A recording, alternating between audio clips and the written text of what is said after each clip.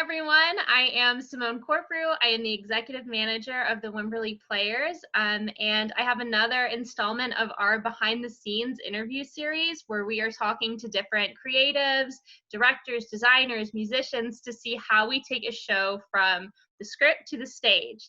So today I have Kristi Tabersmith, who is a professional percussionist. She's worked on several plays or several musicals at the Wimberley Players, and she also serves on our board of directors. So hi, Kristi. Hi. So why don't you tell us a little bit about when and how you started playing the drums? Oh, well, like most people, I started in middle school band. I'm from Texas, so band is Mhm. it's a thing. Yeah. I actually snagged. They had to make like an extra spot in the percussion instrument, like Yeah. openings for me, because I was just very adamant that that was what I was meant to do. And I was about 10 years old. Yeah, I came up through my middle school and my high school band program. I was really fortunate in that I went to a really good and really prestigious band and percussion program specifically.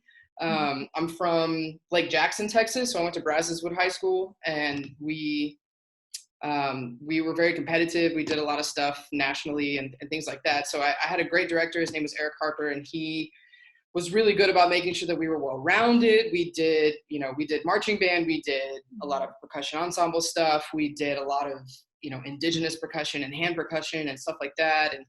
And then after high school, I eventually ended up coming back to being a music major. I went to Texas State, which was also, luckily enough, a really good program. And I got some really great training there. I worked with some incredible instructors and professors, and really honed my skills there. And then after college, I got really fortunate to work with some good people. I was a band director for a while, and then eventually went full like freelance, focusing on musical theater and stuff like that. So that's a little bit about it, I guess.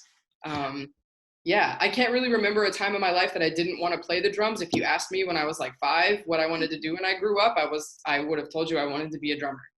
That's So crazy. that's kind of what I grew up to be, and then I feel really grateful for that. Yeah, that's awesome that that started like at such a young age and it was a goal and now it's become what you do. Yeah. I used to drive my mom and my grandmother crazy, banging on everything in the grocery store, banging Yeah, on everything, pots and pans. Yeah, I couldn't help myself. that's awesome. So how did you make that transition from, I guess, like the traditional band setting into musical theater? Ooh, that's a good question, actually. For a really long time, I really thought that my path was going to be like going from college and then eventually becoming like an orchestral percussionist, like trying to Right. get into like a city symphony or something like that, which is really rigorous, and I have so much respect for people who do that. Um, and I actually like I kind of stayed away from drum set for a really long time because I genuinely thought that like it was just not for me, like I was not good at Hmm. it, it wasn't what I was supposed to do. But in college, we had a really awesome uh, drum instructor by the name of Butch Miles, who some people will know who that is. He drummed for the Count Basie Orchestra for many years, um, teaching lessons at Texas State. And so I had to take those lessons as a part of my degree program, and I fell in love with drum set and realized that it's something that I could do. Right. And I've always had a passion for musical theater. I've always loved musical theater. I think Les Mis was probably the first musical I ever heard. Uh, Hmm. and I'm just like everyone else. I'd always listened to cast recordings and been Right. enamored with those shows and the stories and the music and the drum books. Yeah. But what really finally got me into it was my really good friend Nissa Kale. Mhm. Um, she was a grad student when I was getting my undergrad at Texas State. She was getting her master's in piano and had been in the theater world for many years in Seattle. And she actually gave me like my first professional musical theater job at Tex Arts in Yeah. Lakeway. Um, what was that for? It was, I think it was All Shook Up. Oh Might yeah. Yeah, it might have been my first show with her, and she hired me for a few more shows after that. So I played like my first handful of shows was at Tex Arts, and with her specifically, I played All Shook Up and Xanadu and Grease, and then I played Aladdin Junior, Oh wow. and then I played this like weird kind of cool junior version of like Snow White and the Seven Dwarfs, but like hip hop. Oh Um, yeah, so that was kind of cool. So that was kind of what solidified it for me. And like I played those shows with her and I just fell in love with it. Like I yeah. realized that it kind of encompassed all areas of percussions, like drum set, mallet percussion, hand percussion, like all of the different areas. Um, and I realized probably for the first time that like I can actually do this and it's something that I love. And from there, I kept playing shows just on and off while I was a band director, mostly in the summer. And then the Wimberley Players, actually, I by just total aligning of stars and luck, I ended up playing cabaret 4 years ago now at the Wimberley Players, and that was probably my first like really big like full theater show, Mm-hmm. and I was just done after that. Like I knew that was my career path. I spent a couple more years in band directing, but the whole time I knew that like eventually I was going to leave that and pursue being a musical theater percussionist full time. And now that's what I do. I've played a few shows at the Wimberley Players since then. And I've been lucky enough to play other shows in other places. Yeah, so that's kind of, I guess, my pathway a little bit. Right. Now I don't just play, I play kind of all over, mostly in San Antonio, like Austin area type of stuff. I've been auditioning for Broadway tours and whatnot, which at this point in time is kind of on hold, but Yeah. eventually we'll kick back up and all of that. So I hope that answers that question. Yeah. That's kind of my pathway a little bit. Yeah. Yeah. So, as a professional musician, what does your day-to-day look like? And I know every day is so different, but kind of give Yeah. us a little snapshot of some things that you do. Well, I think it's different for every musician, obviously. And right now it definitely looks very different from what it normally does. But on a typical basis, day to day is kind of split between a few different things. Obviously, practicing, preparing for the shows that I have coming up, making sure that I'm brushing up on the current shows that I'm in. Any sticky spots or places where I know, like the week before, I was like, oh, I kind of missed this moment here. I try to work those things out and spend time in the practice room, honing my skills and stuff like that. But also, teaching, no matter Right. what you're doing as a musician, whether you're a professional freelance musician or, band director, whatever that it is that you are, teaching will always be a part of what we do. So I do teaching in a lot of different ways. I do lessons with, students who are looking for some one-on-one instruction. I've got a handful of students. So, I'll spend time in the practice room. I'll work with those students. And then I also do consulting work for high schools, marching, like in the marching band realm. So in the fall, I'll go in and I'll teach clinics with drum lines and front ensembles and stuff like that. And in the spring I'll do indoor drumline clinics and stuff like that. I also do some sound design for basically for the same thing. So if someone needs, they need vocals or they need lyrics or they need some kind of soundscape or sound effects, I'll make those sounds, mix them, render them, and send them to those programs for their shows. And then other than that, honestly, I spend a good amount of time reaching out to people and making sure that they know that I'm available and that I want to play the shows that they have coming up. For example, this last kind of toward the end of 2019, there were a lot of shows at the Woodlawn Theater in San Antonio that I knew I wanted to play. So I spent a lot of time talking trying to reach out to those music directors and let them know, like, I'm really interested in playing your show. I'm available for that time frame. Here's my resume. Here's my music reel. Here's here's all of my qualifications and stuff like that. Also, last year I did a lot of auditions for tours, which is kind of the same thing. You reach out to the production companies, to their hiring managers, send them my resume, send them my reel, let them know what my qualifications are, and if there's any additional audition procedures and stuff like that, going through those ropes and submitting those things. So it's a lot of you split your time between like actually honing your skills, teaching people, and honestly, like shameless self-promotion in some ways. Right. Just trying to like always be knowing what's going on and trying to make sure that you're out seeking the work that's available, so that people know that that they can hire you for those things. Right. So that's what my day-to-day looks like a little bit. I spend a little bit of time in all of those things on any given day. Right. And I know that you spend a lot of time on your reel and, adding new material and taking old material out and making it, how you want it. I do. So when you book a show, what is the first thing that you do? Panic? No, I'm just kidding. No.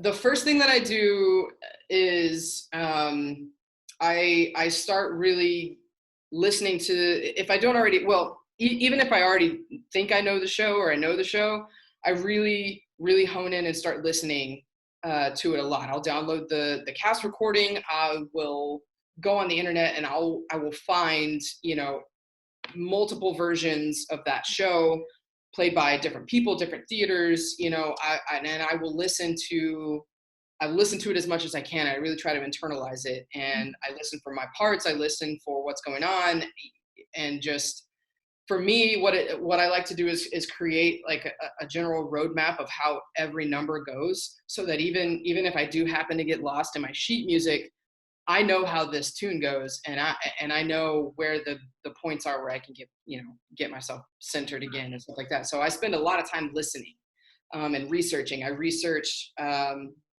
setups.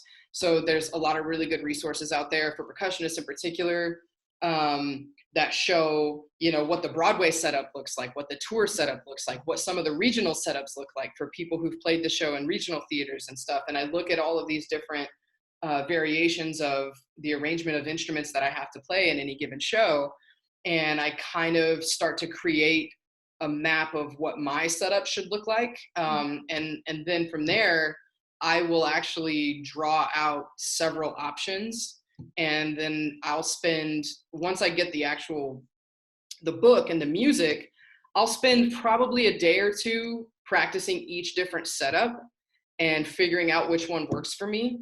And once I figure out which one works for me based on the space that I'm given and just kind of the general logistics and what feels right for me, I'll settle on that, and then I'll really dig in, and every day I'll make a goal of practicing and spending time with that show. After that, what I typically do is I create like a priority list for which numbers I need to focus on the most. Right. For example, the current show that I'm working on, which was supposed to open in late March, which will eventually open again, was the Texas premiere for On Your Feet at the Woodlawn Theater. Yeah, that one's cool because it's pretty much I'm playing the drum set part. There's a drum set and then there's a percussion book. So I was hired to play the drum set book, which is a pretty standard like drum set setup. So it wasn't too hard for me to figure out what worked for me for that one, but that's probably one of the more intricate and harder shows that I've played in terms of styles, because it has a lot of Latin, like very traditional Latin beats and numbers in it, with the 80s pop stuff that Gloria Estefan to be.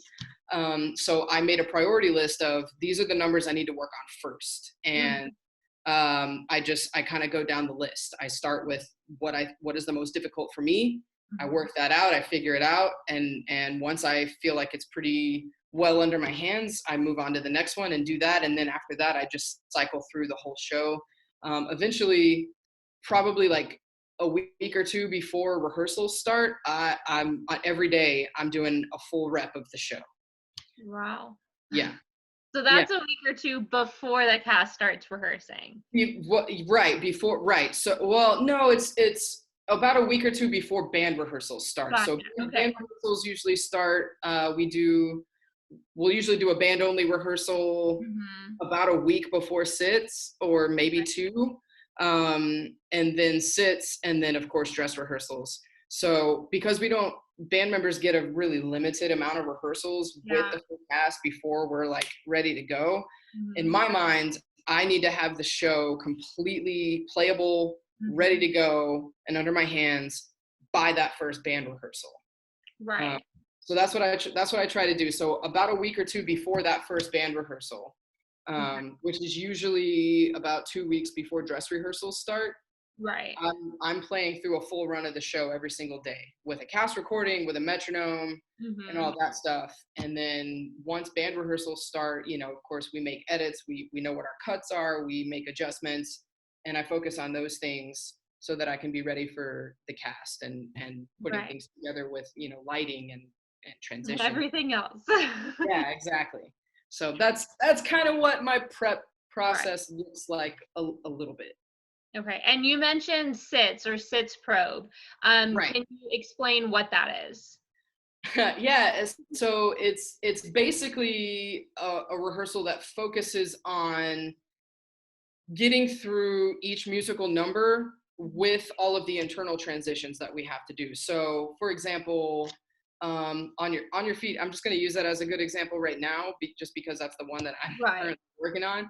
Fresh. And there's a lot of internal dialogue within the numbers. So, like the opening number, for example, there's this really big brass and percussion, huge intro, and then there's all this dialogue between Gloria and Emilio Estefan that we are underscoring and playing underneath, and then there's lines that we have to listen for to know that we're about to move on and together, which the music director cues you for stuff like that, but really understanding what you're supposed to be listening to is important. So sits is basically geared towards the cast and the musicians working on each musical number and understanding how to work together, and working out the transitions of, okay, this is music and choreo.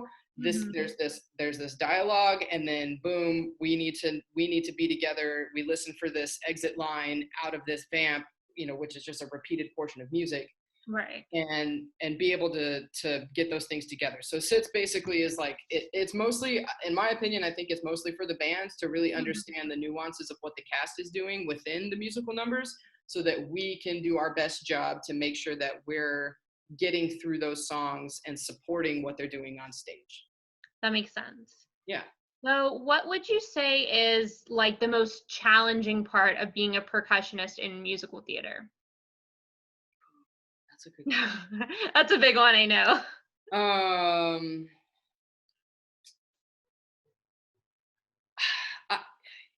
going to say I'm kind of split between two things here. One is mental focus. There's, luckily enough, being a percussionist means that usually there's only one of us. So sometimes we're taking books that are meant for two people and squishing them into one. So a lot of times what that means is that there's very little time in a show where we're not playing something. So just staying really mentally engaged and focused, and having the endurance to be able to get through, 2 hours of music or whatever it may be, is a really difficult part, especially for someone like me that has a really massive case of ADHD, always have, which I think lends itself great to being a percussionist because we have so many different things to focus on. But that's a really tough part of it. The other tough part of it, I think, is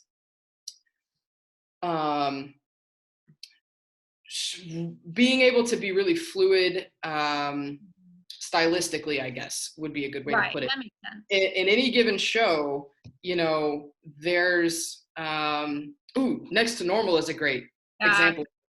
So, as you know, we did Next to Normal in November. Next to Normal is such a cool show, and it was such a bucket list show for me. But in the course of that show, you've the percussion, like we play rock, pop, Latin,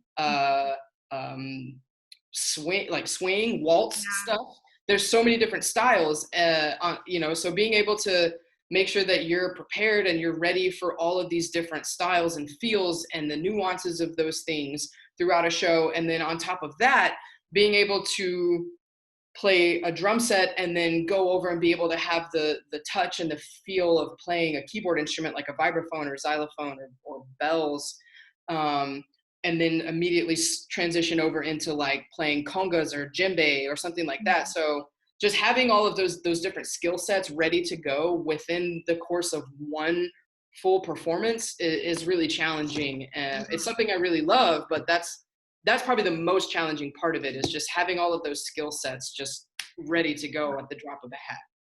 Yeah, and I think that might be something that a lot of people don't know. A lot of people watching might think that you just go back with your drum set and you have your drumsticks and that's all you do the whole show, but it's not. So like on Next to Normal, right?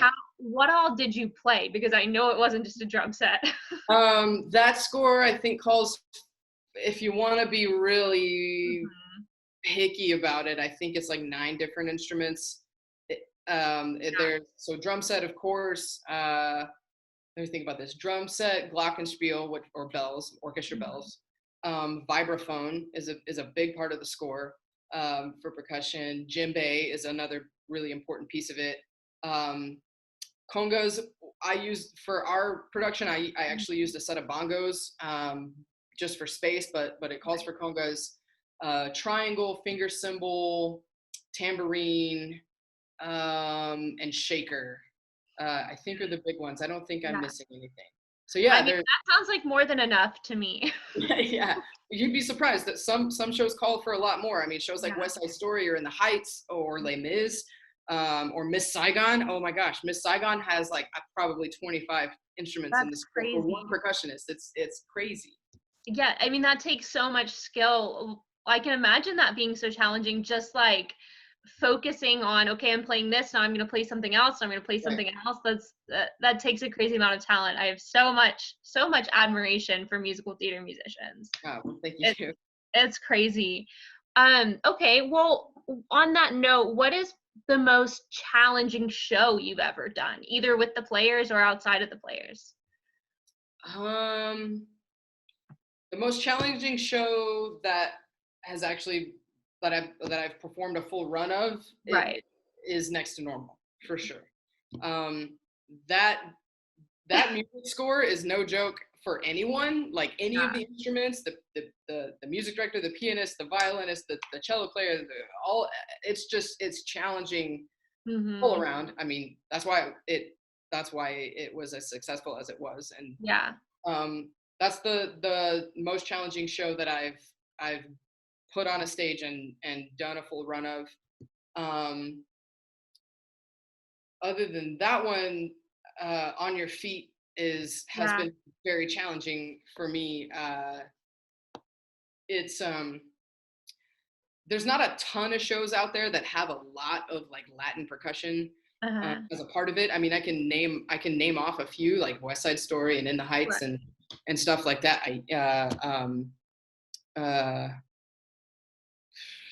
There's a few of them, but On Your Feet for me was really challenging as a drum set player. I really consider myself more of a percussionist, and I'm mostly classically trained, and I spent a lot of time doing what would be considered like your normal concert percussion stuff, so keyboard stuff a lot, and concert snare drum, bass drum, stuff like that, like really preparing myself for being in an orchestra one day.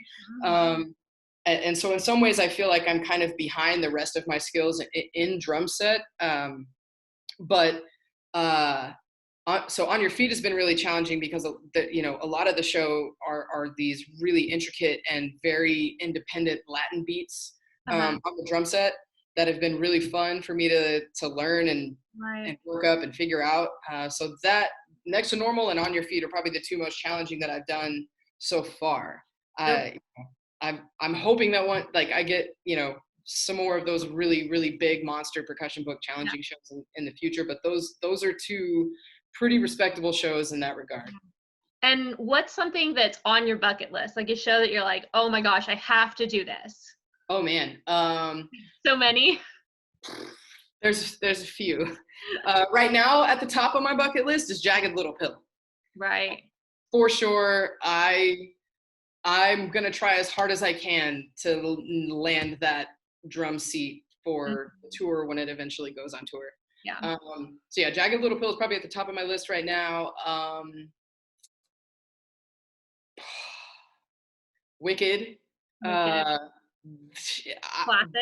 But specifically the percussion book, like not the drum set book. Like I really want to play the percussion book for Wicked. Oh, and I'm forgetting about my favorite musical of all musicals, and my absolute most bucket list musical is Newsies.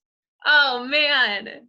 I love Alan Menken. So he's my favorite musical theater composer. Everything that he writes is just amazing. There's nothing he can't write. So if Alan Menken ever sees this video, I love your music. I want to play. I want to play every Alan Menken show that exists. But Newsies is a huge one for me. What else? Wicked, Newsies, Jagged Little Pill. Lion King would be amazing. Oh, yeah. Yeah. I also West Side Story, just to say that I did it. I love that music and I love that stuff. Like that book is insane. And what else? Probably to kind of round it out a little bit. Oh, I would really love to play the percussion part, not the drum set. Well, actually, I take either the drum set part or the percussion part, but leaning heavily to the percussion part for Hamilton because it's amazing. And I've actually I was lucky enough to sit in with both the drummer and percussionist on the Philip tour when it came to San Antonio, and they're both insane, and both of those percussionists are incredibly talented, but I was just totally enamored with the percussion book for that. Like it's 80% like digitally on like a electronic drum pad with some like acoustic percussion, and I just it was amazing. That sounds like the coolest experience ever. Yeah, that's I guess that's my top bucket list. Your top list. Okay. I go on, but let's not. Do you have a favorite that you've done? Oof. Cabaret. Yeah. Cabaret was a huge one for me. I would love to play that show again someday as a better drummer and percussionist now than I was when I played it then. But that show is just amazing in so many ways, just like musically, the message, everything. Little Shop was a good one for me. And Next to Normal. So all three shows I played at the Wimberley Players actually right now are my top. I'm certain that once On Your Feet does actually open, that'll probably take the top spot for me because I'm actually on stage for that show. Yeah. Oh, and Hedwig. I got to play Hedwig and the Angry Inch last year. That's right. So you asked for a specific favorite. I don't know if I could really pick one above the other, but those are my top. Yeah, that's fair. Yeah. Okay, well, is there anything else you would like to say about, professional percussion or musical theater musicians or anything like that? I don't know. I just for anyone who's aspiring to do that for a living, I think just honing your skills, staying on the grind, trying to develop your skills in several different areas and styles, and just knowing that it's a slow burn, like really getting to a place where you feel like you're a successful professional musical theater musician, playing all the shows, learning all that you can, putting yourself out there. And this is more, I guess, a piece of advice for me or people who might be like me, but just always remembering that no matter what show it is that you book or you try to play, you are capable of doing it. Once you put the work in, you'll find out that you can play pretty much anything. Yeah. That's Yeah. awesome. Well, Yeah. thank you, Kristi. This has been Thanks. so interesting and something that so many people just, would never think about when they go to see a show. You don't think about the band back there, but Well, man, the highest compliment that a band can receive is people not even realizing that it was played with a live band. yep. Um, so yeah, I think the more that people don't realize there's actual musicians back there, the better job you're doing. Right. Yeah. Well, awesome. Okay. Well, thanks so much, Kristi. I have loved doing this with you. Of Thank you so much. I really appreciate you thinking about me for this. So thank you. course. All right. We'll see you later. All right. See ya.